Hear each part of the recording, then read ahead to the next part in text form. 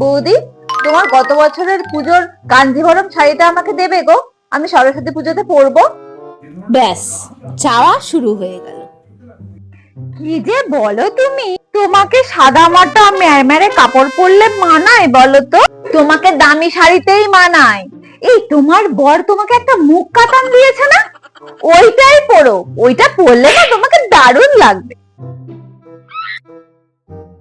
বৌদি, তোমার একটা রূপোর বাটি চামচ আছে না, ওইটা আমাকে একটু দিও তো। মানে তুমি যেটাতে বাবুকে খাওয়াও। আসলে আমার মেয়েকে না তোমার ওই রূপোর বাটি চামচ দিয়ে পায়েস খাওয়াবো। আরে তুমি কি বলছো? এত খারাপ দিন যেন তোমার কখনো না আসে গো। তোমার বর কত বড় লোক, তুমি আমার ব্যবহার করা রূপোর বাটি চামচ কেন নেবে?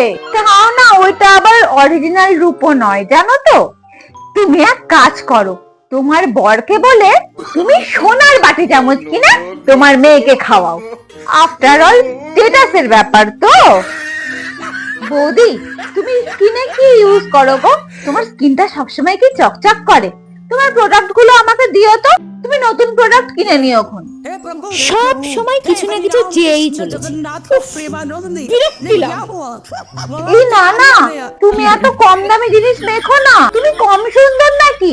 তোমার গায়ের রং আমার গায়ের রঙের থেকে অনেক বেশি সুন্দর। তুমি না, তুমি দামি কোম্পানির জিনিস মাখো, তাহলে তুমি আরো সুন্দর হয়ে যাবে। সারাক্ষণ এটা চাই, ওটা চাই, সেটা চাই, আবার মুখে মুখে দেখাবে আমি বড় লোক।